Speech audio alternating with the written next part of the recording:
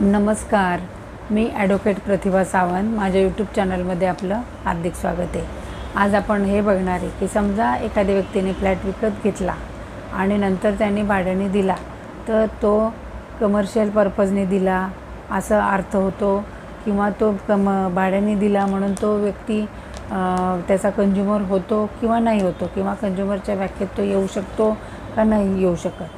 तर याच्याबाबतची केस लॉ आज आपण बघणार आहे की समजा एखादा फ्लॅट विकत घेतल्यानंतर तुम्ही तो भाड्याने दिला, तर तो कमर्शियल पर्पजने दिला का रेसिडेन्शियल, आणि कोणत्या उद्देशाने तो खरेदी केला, आणि तुम्ही भाड्याने दिल्यानंतर तुम्ही कंझ्युमरच्या व्याख्येत बसता का नाही बसता, याबाबतची ही केस लॉ आहे.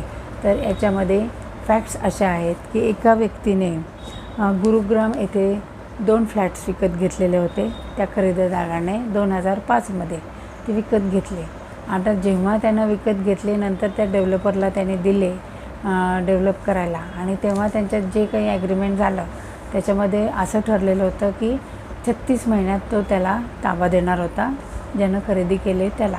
36 महिने म्हणजे 3 वर्ष. आता 3 वर्षात त्यांनी तो ताबा त्याला दिला नाही, आणि नंतर 6 वर्ष उशिरा त्याने ते 2 फ्लॅटचा ताबा दिला. आता 2 फ्लॅटचा ताबा दिल्यानंतर ज्या व्यक्तीने तो खरेदी केला त्याने ते 2 फ्लॅट्स भाड्याने दिले. आता भाड्याने दिल्यानंतर त्यानं NCDRCमध्ये तक्रार केली की मला हा 3 वर्षात देणार होता, परंतु 6 वर्ष उशिरा त्याने मला याचा ताबा दिला आहे, आणि त्याबद्दल मला कॉम्पेन्सेशन मिळावं. आता NCDRCमध्ये हा केल्यानंतर तो डेव्हलपर आहे त्याने असा स्टँड घेतला की मी तर त्याला 6 वर्षांनी उशिरा दिला, परंतु ते फ्लॅट दिल्यानंतर त्याने ते भाड्याने दिले.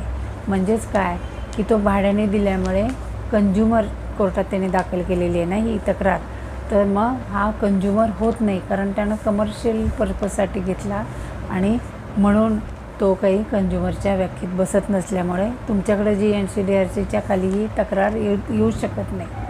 तर NCDRCने असं सगळं सांगितल्यावर त्याला कंझ्युमरच्या व्याख्येत नसल्यामुळे ते कॅन्सल केलं. परंतु त्या NCDRC समोर त्या खरेदीदाराने असा स्टँड घेतला की मी 2005मध्ये हे जे 2 फ्लॅट्स विकत घेतलेले होते ते मी आणि माझे आईवडील एकत्र राहावे या कारणासाठी मी विकत घेतलेले होते, परंतु ते 3 वर्षात न मिळाले, आणि एवढ्या 6 वर्ष उशिरानंतर मला पैशाची गरज लागली, आणि त्या कारणास्तव मी ते फ्लॅट भाड्याने दिले.